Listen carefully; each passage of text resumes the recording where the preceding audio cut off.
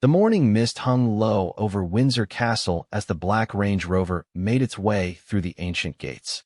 It was a Tuesday in late October, and the autumn leaves painted the castle grounds in shades of gold and crimson.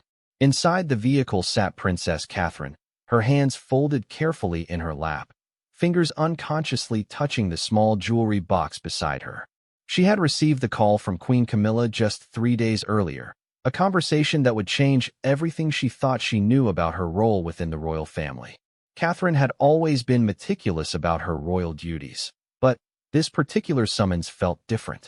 The Queen Consort's voice had carried an unusual weight, speaking in hushed tones about ancient protocols and unveiling something that has remained hidden for far too long. As the Princess of Wales gazed out at the familiar towers of Windsor Castle, she couldn't shake the feeling that this day would mark a turning point in her royal journey. The castle staff seemed unusually busy as Catherine's car pulled up to the entrance. Footmen moved with purpose, and she noticed several faces she didn't recognize among the usual household members. These newcomers wore the distinctive uniforms of the Royal Collection Trust, the organization responsible for managing the crown's most precious artifacts. Their presence at Windsor on this particular morning was no coincidence. As Catherine stepped from the vehicle, her personal protection officer whispered something into his radio. The message was brief, but significant. The princess has arrived. Inform Her Majesty we are ready to proceed. The formality of it all made Catherine's pulse quicken slightly. After more than a decade as a working member of the royal family, she had grown accustomed to ceremony and protocol, but something about today felt monumentally important. Lady Susan Hussey, one of the Queen's longest-serving ladies-in-waiting, appeared at the castle's main entrance. Her warm smile did little to mask the gravity of the occasion. "Your Royal Highness," she said with a deep curtsy, "Her Majesty is waiting for you in the Oak Room. There are some rather important matters to discuss before we proceed to the presentation ceremony." The Oak Room, with its dark wood paneling and portraits of long-dead monarchs, had always been one of Catherine's favorite spaces at Windsor. Today, however, it felt different. Queen Camilla stood by the massive fireplace, her expression thoughtful and somewhat mysterious. Beside her was Sir Clive Alderton, the private secretary to the king, holding what appeared to be an ancient leather-bound document.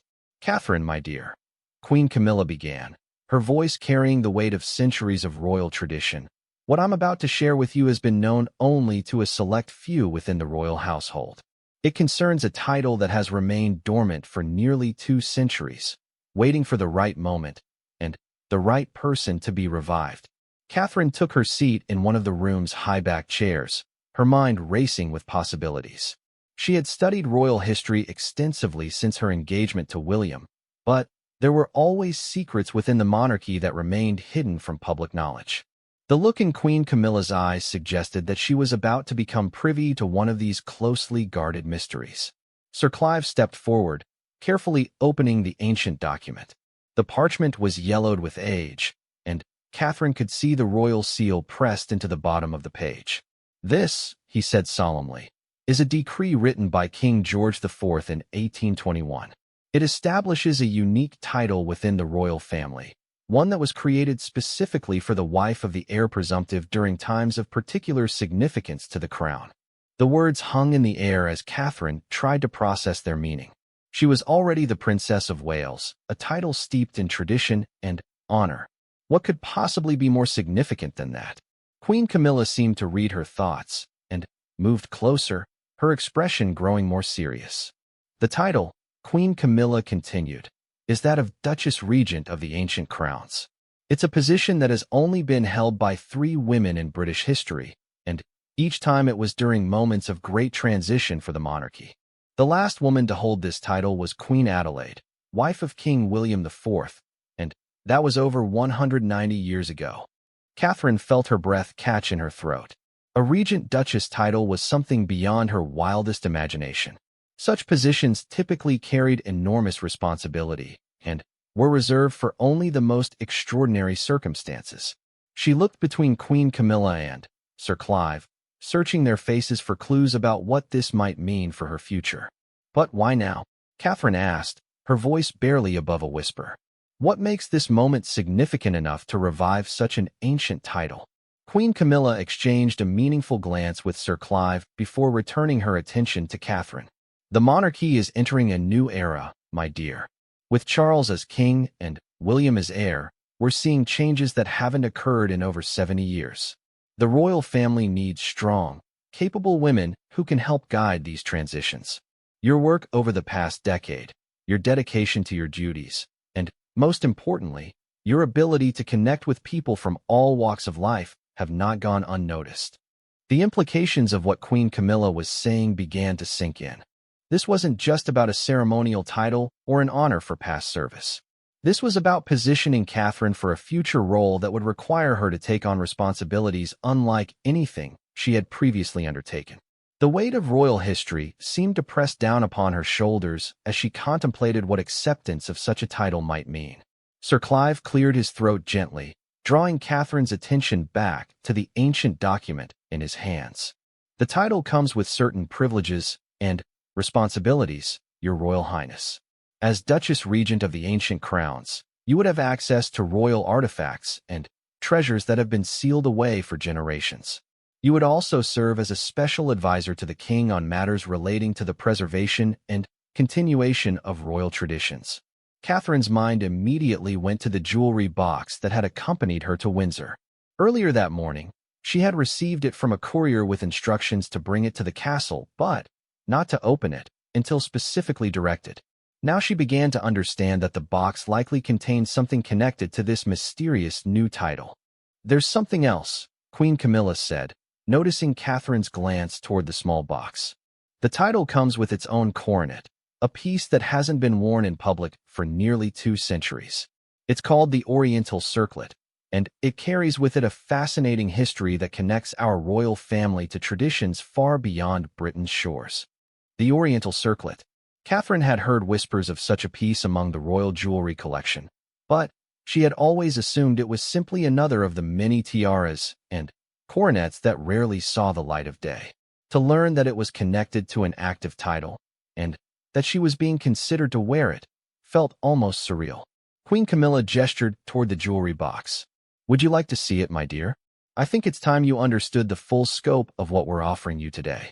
Catherine's hands trembled. The silence in the oak room was profound as Catherine slowly lifted the lid of the ancient jewelry box. Inside, nestled in faded purple velvet, lay the most extraordinary piece of royal jewelry she had ever seen. The Oriental Circlet was unlike any tiara in the royal collection, its design speaking to influences far beyond traditional European craftsmanship. Delicate gold work intertwined with precious stones and patterns that seemed to dance in the afternoon light filtering through the castle's windows. Dr. Anna Key, the director of the Royal Collection Trust, had quietly entered the room during Queen Camilla's explanation. Now she stepped forward, her expertise in royal artifacts evident in the reverent way she approached the ancient piece. "Your Royal Highness," she said softly, "what you're looking at is perhaps one of the most culturally significant pieces in the entire royal collection." The Oriental Circlet was commissioned by King George IV in 1820, but its story begins much earlier than that. Catherine gently lifted the circlet from its resting place, surprised by its lightness despite the obvious craftsmanship and precious stones. The metalwork was incredibly intricate, featuring motifs that seemed to blend Eastern and Western artistic traditions in ways that shouldn't have been possible during the early 19th century. Emeralds, diamonds, and pearls were set in flowing patterns that reminded Catherine of both English garden designs and Islamic geometric art. "The king commissioned this piece," Dr. Key continued, "after receiving a diplomatic gift from the Ottoman Empire. The original gift was a collection of ancient jewelry pieces that had belonged to various Eastern royal families. Rather than simply adding them to the crown jewels, George IV had them melted down and redesigned into something that would represent the monarchy's connection to the wider world." Queen Camilla settled into her chair, her eyes fixed on the circlet in Catherine's hands. George IV was a fascinating monarch in many ways. He understood, perhaps better than many of his predecessors, that the British royal family existed within a global context. The Oriental Circlet was his way of acknowledging that our traditions and power were enhanced, not diminished, by recognizing the wisdom and artistry of other cultures. The historical significance of what Catherine was holding began to sink in. This wasn't simply a beautiful piece of jewelry. It was a physical representation of diplomatic relationships, cultural exchange, and royal vision that spanned continents. The fact that it had remained hidden for so long suggested that its meaning had been either misunderstood or deliberately suppressed by subsequent generations of royals. Sir Clive approached with another document, this one more recent than the decree that had established the Duchess Regent title. This is a memorandum written by Queen Victoria in 1838, he explained. She ordered the Oriental circlet to be placed in secure storage after deciding that its design was too foreign for the British royal family. She felt that wearing it in public might send the wrong message about British superiority and cultural identity. Catherine shook her head in amazement. The circlet in her hands was evidence of a more enlightened approach to royal representation, one that had been abandoned in favor of a more insular and arguably less sophisticated view of monarchy. The irony that she, as a commoner who had married into the royal family, was being offered the chance to revive this symbol of cultural openness was not lost on her.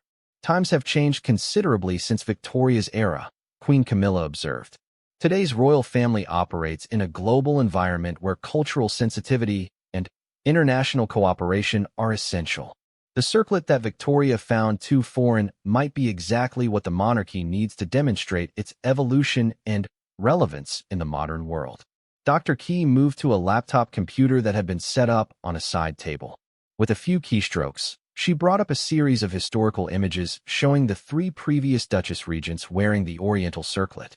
The first was Princess Caroline of Brunswick, George IV's estranged wife, who had worn it to several diplomatic functions before their relationship deteriorated. The second was Queen Adelaide, who had used the circlet to great effect during state visits involving Eastern European and Asian dignitaries. The third Duchess regent, Dr. He explained, was actually Princess Charlotte, George IV's daughter, who wore the circlet only once before her tragic death in childbirth in 1817. After her death, the title and the circlet were retired, waiting for another moment when the monarchy would need such a powerful symbol of international connection. Catherine studied the historical photographs, noting how the circlet seemed to transform each woman who wore it. There was something about its design that conveyed both authority and accessibility, strength and grace. She could imagine how it might look in modern settings, at diplomatic receptions, state dinners, and international ceremonies where the royal family needed to project both British tradition and global awareness. The craftsmanship is extraordinary, Catherine murmured, turning the circlet to catch different angles of light. The way the Eastern motifs blend with traditional European elements creates something entirely new. It's like a conversation between different artistic traditions. Queen Camilla smiled at Catherine's observation. That's exactly what George IV intended. He wanted to create something that honored other cultures while remaining distinctly royal. The circlet was meant to be a bridge between different worlds, a way of showing that the British monarchy could learn from and appreciate other traditions without losing its own identity. The political implications of reviving the Oriental circlet in the current global climate were significant. Britain's relationship with many of its former colonies and current Commonwealth nations had been strained by historical grievances and modern disagreements.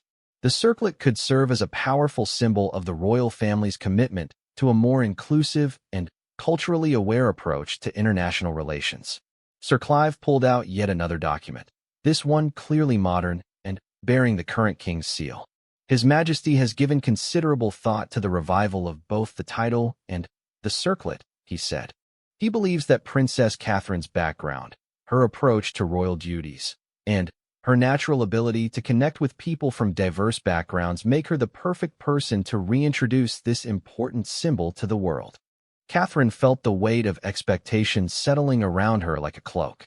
The decision to accept or decline this honor was clearly hers to make, but the implications extended far beyond personal choice. This was about the future direction of the monarchy, the role of royal women in the 21st century, and Britain's place in an increasingly connected world. What would be expected of me as Duchess Regent? Catherine asked, her practical nature asserting itself despite the emotional impact of the moment. What responsibilities would come with wearing this circlet in public? Queen Camilla and Sir Clive exchanged glances before the Queen Consort responded. The role would involve representing the crown at specific international functions, particularly those involving diplomatic relationships with Asian, Middle Eastern, and African nations. You would also serve as a cultural ambassador, promoting understanding and cooperation between Britain and the broader international community. The scope of what was being offered was breathtaking. Catherine had always been drawn to international causes and had shown a natural aptitude for diplomatic work during her royal tours. The chance to formalize that role and to wear a piece of jewelry that symbolized cultural bridge building felt like a natural evolution of her royal identity. Dr. Key moved closer, her scholarly enthusiasm evident. The circlet has another unique feature, she said. The central stone can be changed depending on the occasion. Currently, it holds a large diamond, but historical records show that it has also held emeralds, sapphires, and even a rare star ruby. Each stone was chosen to honor the particular culture or nation being celebrated. Catherine examined the setting more closely and could see the sophist the following morning brought unprecedented activity to Windsor Castle. Catherine had spent the night in the castle's guest quarters, her mind wrestling with the monumental decision that lay before her. The oriental circlet sat on the dresser in her room, catching the early morning sunlight and seeming to pulse with centuries of unspoken history. She had called William the previous evening, and their conversation had lasted well into the night as they discussed the implications of accepting such a significant new role. William's support had been unwavering, but he had also been characteristically thoughtful about the practical considerations. "This isn't just about you, Catherine," he had said gently. "This decision affects our children, our future reign, and the direction of the monarchy for generations to come. But if anyone can handle this responsibility, it's you." By morning, Catherine had reached her decision. She found Queen Camilla and Sir Clive in the castle's breakfast room, both looking as though they had spent as restless a night as she had. The weight of history seemed to press down on all of them as Catherine took her seat at the polished table. "I've decided to accept," Catherine said simply, her voice steady despite the magnitude of what she was committing to. "The title, the circlet, and everything that comes with them. I believe this is an opportunity to help the monarchy evolve in ways that honor both our traditions and our responsibilities to the modern world." The relief on Queen Camilla's face was evident, though it was quickly replaced by the focused energy of someone preparing for a complex undertaking. "We'll need to move quickly," she said. "The king wants to announce your new title during the state visit from Japan next week. It would be the perfect opportunity to debut the Oriental Circlet and demonstrate the symbolic significance of what we're trying to achieve." The next several days passed in a blur of preparation. The story of Catherine's new title had been kept secret from the media, but the royal household was buzzing with activity as plans were made for the announcement. The Oriental Circlet was sent to the crown jewelers for cleaning and minor adjustments to ensure it fit Catherine perfectly. Historical documents were reviewed, protocol specialists consulted, and diplomatic channels quietly alerted to prepare for what would be a significant development in royal ceremony. The Japanese state visit provided the perfect backdrop for revealing Catherine's new role. Japan's own rich traditions of ceremonial culture and respect for historical continuity made it an ideal setting for demonstrating how the Oriental Circlet could serve as a bridge between different royal traditions. The Japanese emperor and empress had been briefed on the historical significance of the circlet and had expressed their honor at being present for its return to public life. The state banquet at Buckingham Palace was scheduled for Thursday evening, and Catherine spent the afternoon in preparation.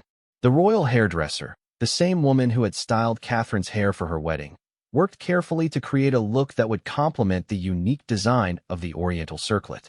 Unlike traditional tiaras, the circlet sat lower on the head and required a different styling approach to showcase its intricate Eastern-influenced patterns. As Catherine looked at herself in the mirror, wearing the circlet for the first time in public preparation, she was struck by how different she looked. The piece seemed to add gravity to her presence while also highlighting her natural warmth. The cultural fusion represented in the circlet's design appeared to enhance rather than overwhelm her own identity, creating exactly the symbolic balance that King George IV had originally intended. The banquet hall at Buckingham Palace had never looked more magnificent. The table settings included pieces of historic china that complemented the Eastern themes represented in Catherine's circlet, and the floral arrangements incorporated elements that spoke to both British and Japanese aesthetic traditions. Every detail had been planned to reinforce the message of cultural cooperation and mutual respect that the evening was meant to convey. When Catherine entered the banquet hall, wearing the Oriental circlet for the first time in nearly 2 centuries, the assembled guests fell silent. The Japanese emperor, known for his deep appreciation of historical ceremony, was visibly moved by the significance of the moment. Later, he would tell his staff that witnessing the revival of such an important piece of royal regalia was one of the most meaningful experiences of his reign. The formal announcement of Catherine's new title came during the king's toast to the visiting dignitaries. "Tonight," King Charles said, his voice carrying across the hushed banquet hall, "we have the honor of reviving one of the most significant titles in British royal history. I am pleased to announce that the Princess of Wales has accepted the additional title of Duchess Regent of the Ancient Crowns, a position that recognizes her exceptional service to the crown and her unique ability to represent our nation on the global stage." The applause was immediate and sustained, but Catherine was most struck by the expression on the Japanese empress's face. The elderly woman, herself a symbol of cultural preservation and international diplomacy, smiled with what appeared to be genuine admiration and understanding. It was clear that the significance of the moment was not lost on someone who had spent her own life navigating the delicate balance between tradition and progress. The media reaction to Catherine's new title and the debut of the Oriental circlet was swift and overwhelming. Royal correspondents who had covered the family for decades admitted they had never heard of the Duchess Regent title, leading to intensive research into historical records and archives. The story dominated international news cycles for days, with particular interest from nations whose own royal traditions had influenced the circlet's original design. Fashion and jewelry experts were fascinated by the Oriental circlet itself. The piece was analyzed from every angle, with historians and gemologists offering insights into its construction, cultural influences, and symbolic significance. Several museum curators noted that the circlet represented one of the earliest examples of intentional cultural fusion in European royal regalia, making it a significant artifact beyond its obvious beauty and value. The political implications of Catherine's new role began to manifest almost immediately.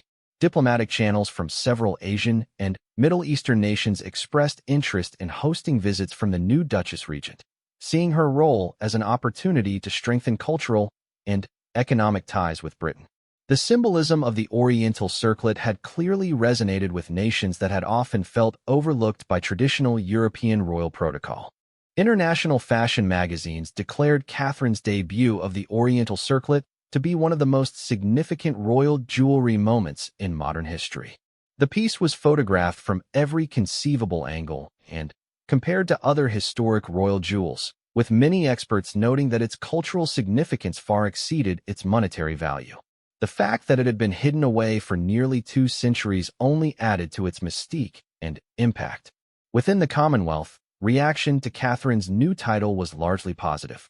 Many nations saw the revival of the Duchess Regent role as evidence that the modern monarchy was committed to recognizing and honoring the diverse cultural heritage of the Commonwealth nations. The Oriental circlet became a symbol of this more inclusive approach to royal representation. The royal family's social media accounts, normally conservative in their approach to sharing royal moments, made an exception for the Oriental circlet debut. The official photographs of Catherine wearing the historic piece generated millions of interactions within hours, making it one of the most popular royal social media posts in history. Young people, in particular, seemed drawn to the story of the circlet's multicultural origins and Catherine's role in bringing it back to public attention. Several months after the announcement, Catherine reflected on how the decision to accept the Duchess Regent title had changed her role within the royal family. The position had opened doors to diplomatic opportunities she had never imagined, and the Oriental circlet had become a powerful tool for cultural engagement. She had worn it during visits to India, Morocco, and Singapore, each time adjusting the central stone to honor the host nation's cultural preferences. The success of Catherine's new role had also influenced broader discussions about the future of the monarchy. Her ability to use the historical significance of the Oriental circlet to build bridges with diverse communities had demonstrated the potential for royal traditions to evolve without losing their essential meaning. The title of Duchess Regent, dormant for nearly 2 centuries, had found new relevance in a world that increasingly valued cultural understanding and international cooperation. Looking back on that transformative day at Windsor Castle, Catherine realized that accepting the Oriental circlet had been about more than taking on a new title or wearing a beautiful piece of jewelry. It had been about embracing the opportunity to help shape how the royal family engaged with the wider world, using the weight of history to build a more inclusive and culturally aware future for the monarchy ICAT mechanism that would allow for such changes.